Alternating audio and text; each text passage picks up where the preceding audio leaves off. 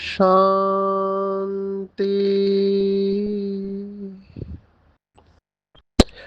आज 20 फरवरी 2026 भारत में शुक्रवार है। Today is 20th February 2026 and it's Friday in Bharat.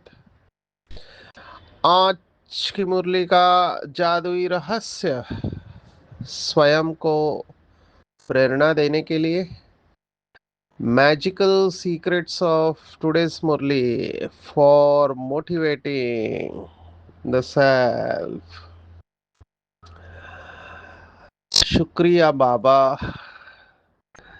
कि हम बच्चों को बाप टीचर सदगुरु बन इतना श्रेष्ठ ज्ञान दे रहे हैं। आज की साकार मुरली एक शब्द के ऊपर हम लेंगे और वो शब्द है पढ़ाई। लौकिक दुनिया में और बाबा के बच्चे भी कई बार भगवान से ये शिकायत करते हैं कि मेरा नसीब ऐसा क्यों है, मेरे ही साथ ऐसा क्यों होता है। ये हम मनोविज्ञान में भी, साइकोलॉजी में इसको कॉग्निटिव डिस्टॉर्शन कहा गया है। माना गलत सोच। 10 प्रकार की गलत सोच होती है जो हमने रिकॉर्ड किया हुआ है, उसको बार बार सुनना चाहिए क्योंकि कई बार क्या होता है, ये गलत सोच इतनी हमारी गहरे मान्यताओं में उतरी हुई रहती है, बिलीफ सिस्टम में चली गई होती है, तो वो नॉर्मल लगती है। तो ये जो मान्यता है, मान्यता, बिलीफ कि हमेशा मेरे साथ ऐसा होता है इसको हम अंग्रेजी में कहते हैं ऑलवेज मेंटालिटी। हमेशा मुझे ही ऐसे लोग मिलते हैं, हमेशा मेरे साथ ही ऐसा होता है मुंबई में लोग कहते हैं मुझे कि जब हम बस स्टॉप पर बस की राह देखते रहते हैं तो दूसरे तरफ की बसेस जल्दी आती है, इधर की बस आती ही नहीं है। ट्रेन का भी ऐसे है। तो ये कॉग्निटिव डिस्टॉर्शन हम इसलिए कहते हैं क्योंकि कई बार ऐसे होता है कि आप आते हैं, तुरंत बस मिल जाती है, ट्रेन मिल जाते हैं, हम उसे भूल जाते हैं। ये मनुष्य का स्वभाव है कि जो अच्छा नहीं हो रहा है उसके ऊपर ज्यादा फोकस करते हैं।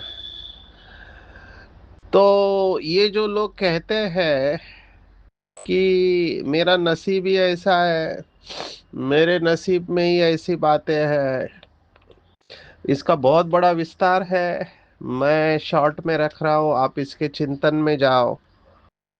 कहीं मैं तो ऐसा नहीं कह रहा हूँ, ये मुझे भी लगता था लौकिक में, क्योंकि मैं देखता था जो अमीर लोग हैं, पैसे वाले लोग हैं, वो कैसे भी करके अपने बच्चों को अच्छा पढ़ाते हैं, अच्छे कोचिंग क्लासेस में डालते हैं, स्कूल कॉलेज में डालते हैं, और उनको सब सुख साधन है। वो पास भी करवा देते हैं, अपने इन्फ्लुएंस से पैसे देकर इन्फ्लुएंस से पास करवाते हैं। और ये लोग ही फिर बड़े पोस्ट पर जाते हैं तो गरीब गरीब रहते हैं, अमीर अमीर रहते हैं और हमारे साथ ये अन्याय है, हमने इतने मार्क्स लिए फिर भी हमको एडमिशन नहीं मिलता है। तो ये सब मेरी पहले वाली पुरानी सोच थी। आज बाबा का ज्ञान मिलने के बाद ये सब समाप्त हो गया है और ये पता चला है कि अगर आपको अपना भाग्य बनाना है तो स्वयं भगवान ने हम सबको श्रेष्ठ भाग्य बनाने की कलम दी हुई है। बस उसको यूज करना है तो कंप्लेंट समाप्त हो जाती है। शिकायत से शुक्रिया की स्टेज पर आते हैं। कंप्लेंट समाप्त होकर हम कंप्लीट स्टेज की तरफ जाते हैं। यही आज की मुरली है। सब कंप्लेंट समाप्त हो जाएगी अगर हम ज्ञान में सिंधु बनेंगे तो। समझदार की कोई भी प्रश्न नहीं रहते हैं। समझदार साइलेंस में जाएगा, ऑटोमेटिकली जाएगा, चुप हो जाएगा। उसे पता है कि तकदीर बनाना है तो तदबीर करना पड़ेगा। और तदबीर क्या है? तदबीर है पढ़ाई। अभी पढ़ने से तो कोई किसी को रोक नहीं सकता है। जिसको पढ़ना है वह कैसे भी पढ़ेगा, जिसे लिखना है वो कैसे भी लिखेगा, जिसको सोचना है जो जो सोचना है सोचेगा। It is unstoppable. जिसको आगे आना है उसे कोई रोक नहीं सकता है। अगर कोई रोकता है तो वो उसकी खुद की कमजोरी होती है जो रोकती है। मुझे यहाँ पर एक स्टोरी याद आ रही है। देखो, भारत, भगवान भारत में आता है तो भारत की महिमा कम नहीं है। यहाँ पर बड़े बड़े सभी धर्म स्थापक किसी न किसी रूप में है। महान आत्माएं, धर्म आत्माएं, पुण्य आत्माएं हैं, and so called social workers है। देश को आज़ाद करने वाले लोग हैं हर कंट्री में। जैसे अफ्रीका में नेल्सन मंडेला है, ऐसे हर कंट्री में कोई ना कोई महान आत्मा या देशभक्त पैदा हुए हैं। तो भारत में ड्रामा प्लान अनुसार हमें मौका मिला था अंडमान निकोबार सेवा के लिए जाने का। तो बाबा को और ड्रामा को धन्यवाद देता हूँ, क्योंकि बहुत पढ़ा था, सुना था काले पानी की सजा वहाँ मिलती है, पर काला पानी सजा क्या होती है पता नहीं था। ड्रामा प्लान अनुसार देखो, बाबा ने वहाँ पर सेवा के लिए भेजा तो नशा मुक्ति की सेवा के लिए वहाँ गए थे। तो साथ में डॉक्टर प्रेम मसन थे और हमारे कलकत्ता के बांगुर सेंटर के अस्मिता बहन जी, जो बहुत अच्छी बाबा की सिंगर है। ये मत कहो खुदा से आगे आदि बहुत सारे गाने उन्होंने बाबा के लिए गाए हैं। तो टीम थी। तो वहाँ पर आप सबको पता है कि जैसे आप एयरपोर्ट पे लैंड करोगे, एयरपोर्ट का नाम ही है स्वतंत्र वीर सावरकर। उनके नाम से उस एयरपोर्ट को नाम दिया है, क्योंकि वहां पर उन्होंने काला पानी की सजा भुगती हुई थी। अभी ये प्रखर व्यक्तिमत्व है, प्रखर या ज्वलंत आप कह सकते हैं। जैसे भारत को स्वतंत्र करने के लिए दो विचारधाराएं थी, एक अहिंसावादी थी और एक थे कि अहिंसा से कुछ नहीं होने वाला है, हमको शस्त्र उठाना पड़ेगा। तो ये शस्त्रवादी, लेकिन ये शास्त्रों या संस्कृत भाषा के ऊपर इनका जबरदस्त कमांड था। उच्च कोटि के कवि मैं कहूँगा इनको। और लॉयर भी थे उस जमाने के, आप सोचो। तो इनको काला पानी की सजा में उधर रखा हुआ था, तो इनको प्रेरणा आती थी कि लिखने के लिए। और सुनो कितनी खतरनाक ये उनको काला पानी थी कि कोलू के बैल से जैसे तेल निकालते हैं, ऐसे इन सब कैदियों को कोलू के बैल की जगह पर बांध दिया जाता था। बीच में वो गोल गोल घूमना है आपको जब तक आप, अभी मुझे एग्जैक्टली कितना लीटर तेल निकालना है पता नहीं, पर शायद मेरी अगर मेमोरी ठीक कह रही है तो 15 से 20 लीटर तक तेल इनको निकालना होता था। और तेल निकालते समय अगर ये रुक गए तो पीछे से हंटर पड़ता था पीठ के ऊपर। वो हंटर इतना जबरदस्त होता था कि खून निकलता था। और इतनी तकलीफ इनको दी जाती थी कि बहुत सारी कैदे कहते थे हमको जीना ही नहीं है, इसे तो हम मर जाएंगे, और मर भी गए कई। लेकिन स्वतंत्र वीर सावरकर देखो, बहुत दुबला पतला व्यक्तिमत्व था, पर्सनालिटी इतनी शक्तिशाली नहीं थी, लेकिन वो तेल निकालते समय वो कविता रचते थे। आप सोचो, उस समय उनको प्रेरणा आ रही है। उन्होंने बहुत सारी कविताएं वहां पर लिखी है। जो लता मंगेशकर ने गाई हुई है, जो बहुत प्रसिद्ध हो गई। मराठी लिटरेचर में उनका बहुत बड़ा स्थान है, जो महाराष्ट्र के भाई बहने, आप ही अंग्रेजी में भी इसको सुन सकते हैं। वो सागर के साथ बात करते हैं कि ने मजसी ने परत मातृभूमीला, माना हे सागर मुझे वापिस अपने मातृभूमि में ले चल। तो बहुत शक्तिशाली है। पूरा मंगेशकर कुटुंब ने इसको गाया है। लेकिन उसके अलावा मैं आपको जो कहना चाहता हूँ कि जिसको पढ़ना है लिखना है वो जरूर लिखेगा। उसने जेलर से बात किया कि मुझे कागज और पेन दो, मुझे लिखना है, लेकिन उनको वो भी नहीं दिया गया। तो इस आत्मा ने क्या किया, पत्थर का एक छोटा सा टुकड़ा लेके दीवार के ऊपर वो लिखते थे। और उनका जो सेल था, मेरे पास आज भी उसका फोटो मैंने रखा हुआ है वहाँ का यादगार। तो मैं उनकी कोठड़ी में जाकर थोड़ा देर ध्यान किया तो मैं देखा जबरदस्त वाइब्रेशन आज भी वहां पर है। तो वहां पे एक छोटी सी इनका डबल दरवाजा है, बहुत स्ट्रिक्ट, इनको टफ सी जगह पे रखा था। एक छोटी सी खिड़की थी जिससे हवा आती थी। तो देखो ड्रामा कैसा वंडरफुल है। वहां पे एक छोटी सी बुलबुल आके उनसे बात करती थी और उनको प्रेरणा आती थी, तो उन्होंने पत्थर से दीवार के ऊपर लिखा कविता पूरी।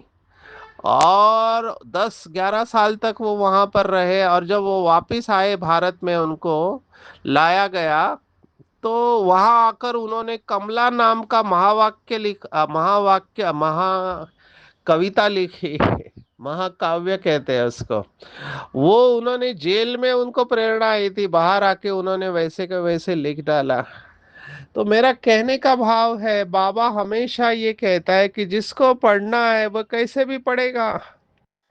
बाबा और एक उदाहरण जो देता है मुरली में, वो है विक्टोरिया। विक्टोरिया रानी का वजीर, वो देखो इतना गरीब था, लैंप पोस्ट माना रास्ते के ऊपर लाइट थी, उसके नीचे बैठकर पढ़ता था। हमारे परम आदरणीय जगदीश भाई का आप सबने उदाहरण सुना होगा कि बाबा ने लेटर लिखने को बोला, तो लाइट चली गई तो किसी ने नहीं लिखा, लेकिन जगदीश भाई रास्ते पर आकर लाइट के नीचे बैठकर उस वक्त उन्होंने रात भर जाग के लिखा। तो उसका बाबा ने उनको इतना रिटर्न दिया उनके कमिटमेंट को देख के, कि उन्हें बाबा ने वरदान दिया कि यज्ञ का पूरा लिटरेचर आप लिखोगे। तो ये सब लोगों ने मेहनत किया हुआ है। बगैर मेहनत के कुछ नहीं होता है। तो जिसको पढ़ना है वो कैसे भी पढ़ेगा। अभी पढ़ाई माना केवल मुरली पढ़ाई नहीं है, ये भी समझना है। मुरली इंपॉर्टेंट है, इसमें कोई दो राय नहीं है। लेकिन पढ़ाई माना बाबा के चारों ही सब्जेक्ट, ज्ञान योग धारणा और सेवा, ये चारों पढ़ाई में आते हैं। अभी कर्मणा सेवा भी पढ़ाई का ही हिस्सा है। कई लोग मैं देखता हूँ उनको कर्मणा सेवा में इंटरेस्ट नहीं है, वो केवल भाषण करते रहते हैं। वो समझते हैं हमारा ये काम नहीं है, ये काम दूसरे लोगों का है जिसको कुछ नहीं आता है। ये भी सोच ठीक नहीं है मेरे हिसाब से। क्योंकि मैं आपको स्टोरी सुनाता हूँ, देखो हमारी सभी दादियों ने ये सभी प्रकार की सेवा की हुई है। मधुबन में एक बार कॉन्फ्रेंस था, हमने ये कहानी सुनी है। दादी की मीटिंग चल रही है और जो भंडारी वाली निमित्त आत्मा दादी के पास आके कह रहे, दादी इतने मेहमान आए हजारों में, लेकिन सब्जी काटने के लिए कोई सेवादारी नहीं मिल रहा है, अनाउंसमेंट करने के बाद भी। जैसे ही दादी को पता चला, दादी ने मीटिंग कैंसिल, दादी किचन में गई और खुद सब्जी काटने बैठ गई। अभी सोचो क्या हुआ रहेगा आगे। न्यूज़ फैल गई कि दादी खुद सब्जी काट रही है, क्योंकि कि कोई सेवादारी नहीं मिल रहा है सब्जी काटने के लिए, तो सभी भागते हुए आ गए। अभी ये मैं इसको कहता हूँ रोल मॉडल बनना। हमको किसी को कुछ बोलना नहीं है। जो कर्म मैं करूँगा मुझे देख सभी करेंगे। अभी कई बार लोग इस बात का भी मजाक उड़ाते हैं, कहते कि तुम अकेले मरो। माना ऐसे भी बाबा के बच्चे हैं, मैं किसी को दोष नहीं दे रहा हूँ, लेकिन मैं स्वभाव विशेष के बारे में बता रहा हूँ कि ये भी सोच है। ये भी एक प्रकार की सोच है कि ये काम हल्का है और ये काम अच्छा है। अभी काम काम होता है, एक्चुअली काम शब्द भी ठीक नहीं है, शब्द सही जो है वो है सेवा। तो बर्तन मांजना भी सेवा है, झाड़ू मारना भी सेवा है, और खाना बनाना भी सेवा है, सिक्योरिटी भी सेवा है, और भाषण करना भी सेवा है। अभी क्या होता है, भाषण करने वालों की महिमा होती है, उनको ताली मिलती है। लेकिन मुझे ऐसे हमेशा लगते आया है, लंबे समय से मैं ये सभी सेंटर पर बोलता हूँ कि जो भी सेवादारी है उन सबको एक्नॉलेज और अप्रिशिएट करना बहुत जरूरी है हमको। यूजुअली क्या होता है कि मेहनत सभी करते हैं, लेकिन क्रेडिट एक लेके जाता है, उस एक आत्मा की महिमा होती है, तो उस आत्मा के ऊपर ये जिम्मेवारी है कि वो सबके सामने पूरी टीम को धन्यवाद दे और ये कहे कि अगर ये लोग साफ सफाई नहीं करते, सब्जी नहीं काटते, झाड़ू नहीं मारते, सिक्योरिटी नहीं करते, छोटी छोटी बातों को हमको एक्नॉलेज एंड अप्रिशिएट करना बहुत जरूरी है, तो ये सेवा नहीं होती। तो संगठन में हर एक को मैं कहता हूँ अप्रिशिएट करो आप। केवल लीडर को इतना करना है कि 2 मिनट जाके उनसे बातें करना है और उनको इतना बोल रहा, आप बहुत अच्छा कर रहे हैं, बस। इससे भी फर्क पड़ जाएगा। लेकिन वही है कि अगर आप अच्छे टीम लीडर नहीं है तो ये बातें मिस हो जाती है, और जो सेवा करने वालों का जो उमंग उत्साह है वो शायद सेम नहीं रहता है। अगर वो ज्ञानी तो आत्मा है तो उसे फर्क नहीं पड़ेगा। ये भी एक प्रकार की डिपेंडेंसी है। एक आत्मा ऐसे डिस्टर्ब होके मेरे पास आई। मैंने कहा क्या हुआ, बोला इतनी सेवा किया, दीदी ने पानी का ग्लास भी नहीं पूछा। मैं समझ गया प्रॉब्लम कहाँ पे। मैंने कहा आप पानी के ग्लास के लिए सेवा कर रहे थे क्या? आपको दीदी ने नहीं पूछा, आप खुद जाके ले लेते, लेकिन दीदी ने पूछना चाहिए।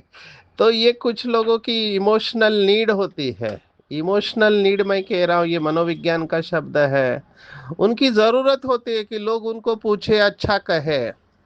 अभी हमको इससे थोड़ा आगे जाना चाहिए, कोई पूछे नहीं पूछे मुझे खुद को करना है। सिर्फ पूछ के करो, जो भी कुछ करते हो निमित्त आत्माओं को। नहीं तो ऐसा भी होता है कई सारे संगठन में, अभी हम ये सब देखते रहते हैं, कहाँ से कौन सी चीज उठाई कहाँ रखी ढूंढते रहते हैं। इसलिए निमित्त आत्मा जिसको बाबा ने रखा है उसको पूछ के करो। निमित्त आत्माओं को भी ध्यान में रखना चाहिए कि हमको लोगों की विशेषता सुनाकर उनके अंदर शक्ति भरना चाहिए। ये टीम को बनाने की बात होती है, टीम। तो मैं इसे पढ़ाई समझता हूँ, क्योंकि मैं इसमें थोड़ा कमजोर था कर्मणा सेवा में। क्योंकि पढ़ना पड़ता है बहुत, लेक्चर लेने के लिए पॉइंट्स निकालना है। अभी मैं सिलेबस बना रहा हूँ हैप्पी का। तो हैप्पी ये प्रोजेक्ट लॉन्च इसलिए किया क्योंकि बहुत लोगों में मानसिक बीमारियां इस समय बढ़ रही है। खुशी जा रही है तो डिप्रेशन में जाते हैं और सुसाइड की तरफ जाते हैं। कितने मुझे मैसेजेस आते हैं जिसमें बाबा के बच्चे भी है, बाहर भी है, मैं देखता हूँ। विशेष हमको अभी हम सब ये जानते हैं कि ये सब होने वाला है, क्योंकि आत्मा को सजा कैसे मिलेगी।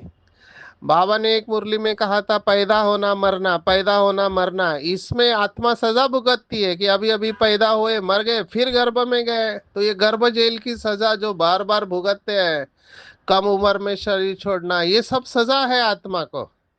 तो ये होने वाला है अभी। तो हमको बाबा ने निमित्त बनाया है, तो जितना हो सके हम इनको सकाश दे, इसलिए ये हैप्पी का प्रोजेक्ट है। तो अभी वो बनाना है तो मुझे कंटिन्यूस बैठना है सुबह से रात तक। खाने का भी टाइम नहीं मैं देता हूँ, क्योंकि उसमें भी टाइम जाता है। जाओ खाना बनाओ, फिर राह देखो, फिर सब्जी काटो, ये करो वो करो। मैं सोचता हूँ वो भी वेस्ट ऑफ टाइम है। तो फिर कर्मणा सेवा के लिए कैसे? लेकिन लोगों को दिखाई देता है कि ये केवल भाषण करते हैं, ये कर्मणा सेवा कुछ नहीं करते। अभी हम सब नहीं कर सकते, लेकिन मुझे अंदर से पता है क्या करना है। तो मैं योग करता हूँ, जो कर्मणा सेवा करते हैं उनके लिए दुआएं देता हूँ, उनको अप्रिशिएट करता हूँ। और सबके सामने उनको अप्रिशिएट करना बहुत ज़रूरी है। अंग्रेजी में कहावत है, criticise in private and praise in public. अगर आपको किसी को कुछ बोलना भी है तो अकेले में बोलना चाहिए, वो भी अच्छे शब्दों में बोलना चाहिए, लेकिन अगर महिमा करनी है तो सबके सामने करनी चाहिए और यथार्थ महिमा होनी चाहिए। तो पढ़ाई में मेरा कहने का भाव है, ये सब आ जाता है। केवल भाषण करना पढ़ाई नहीं है, केवल मुरली लिखना पढ़ाई नहीं है। सेंटर को साफ स्वच्छ रखना, भंडारी में मदद करना, अपने घर को भी संभालना, ये सब पढ़ाई में आ जाता है। पढ़ाई में हमारी पूरा जीवन आ जाता है, हमारा व्यवहार भी पढ़ाई है। सो हर कर्म हमारी पढ़ाई है। हम जिस ऑफिस में सेवा देते हैं वहां पे एक योगी की तरह चलना, माना हमको देखकर लोगों को साक्षात्कार हो जाए कि ये दिव्य आत्मा हमारे कंपनी में है, तो ये भी पढ़ाई का हिस्सा है।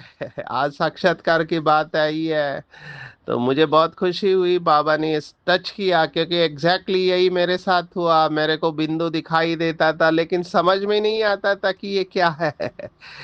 अंग्रेजी में कहते हैं गाइडिंग एंजल्स है, कोई और क्या कहते हैं, लेकिन इससे कोई फायदा नहीं है, अल्पकाल की खुशी है। कई लोगों को तो साक्षात्कार का उल्टा नशा भी चढ़ जाता है, बार बार सबको सुनाते रहते हैं, मेरे को साक्षात्कार हुआ, मेरे को साक्षात्कार हुआ। अभी इससे क्या है, क्या इससे संस्कार बदलते हैं? बिल्कुल नहीं बदलते हैं।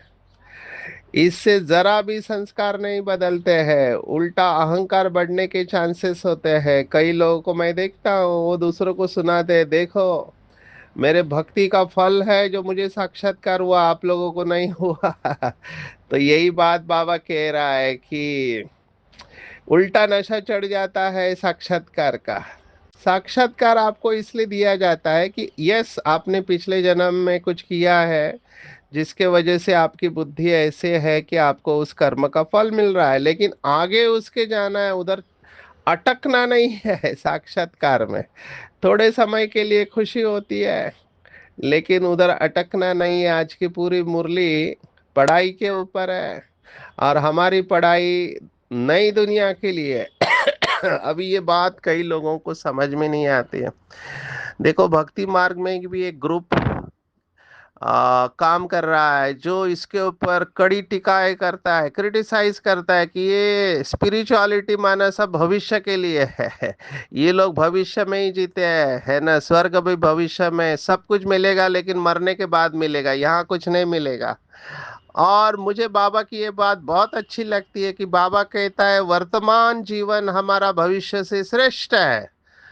तो हम दोनों बातें कहते हैं। वो कहते हैं कि मरने के बाद जन्नत जाएंगे या स्वर्गवासी होंगे भक्ति मार्ग में। बाबा कहता है यहाँ पर ही सब कुछ है और ये जन्म हीरे तुल्य है।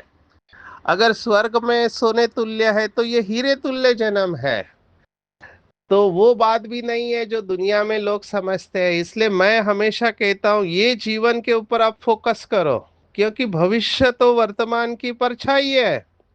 अगर आप यहाँ पर दिव्य बनकर, दिव्य फरिश्ते बनकर चल रहे हैं, लोगों को एक्सेप्ट करना ही पड़ेगा कि ये महान आत्मा है, ये न्यारे प्यारी रहने वाली है, इनको देखकर हमको पवित्रता की भासना आती है। क्योंकि जो योगी रहेगा वो छिप के रह ही नहीं सकता है। ज्ञानी हमेशा सिद्ध करता रहेगा। कुछ लोगों को ज्ञान का अभिमान आता है और कुछ लोग तो कलाकार होते हैं, एक्टिंग करने में माहिर होते हैं, सबके सामने सेवा करेंगे और कोई देख नहीं रहा है तो सेवा नहीं करेंगे। इसलिए चरित्र के बारे में कहते हैं character, character is what you are doing when no one is watching you. जब आपको कोई नहीं देख रहा है तब आप क्या सोचते हो, बोलते हो, करते हो, वो आपका चरित्र है। अकेलेपन में आप क्या करते हो। इसलिए जब अकेले होते हैं अपने विचारों की ओर ध्यान दो, क्योंकि आप वो सब सोच सकते हैं, आपको कोई देखने वाला नहीं है। सबके सामने तो सभी अटेंशन में रहते हैं। मुझे तो बहुत हंसने को आता है। एक आत्मा है, वो हमेशा दीदी आई तो दीदी के सामने इतना करेगा कि बस दीदी खुश हो जाती, इसके जैसी कोई सेवा नहीं करता है। और जब दीदी गई तो कुछ नहीं करेगा। तो ये लौकिक में भी टेंडेंसी हमने देखा है कि बॉस को खुश करना है, बॉस खुश है तो मेरा प्रमोशन निश्चित है। ये लौकिक में कहावत है। कुछ लोग उसको इधर भी यूज करते हैं।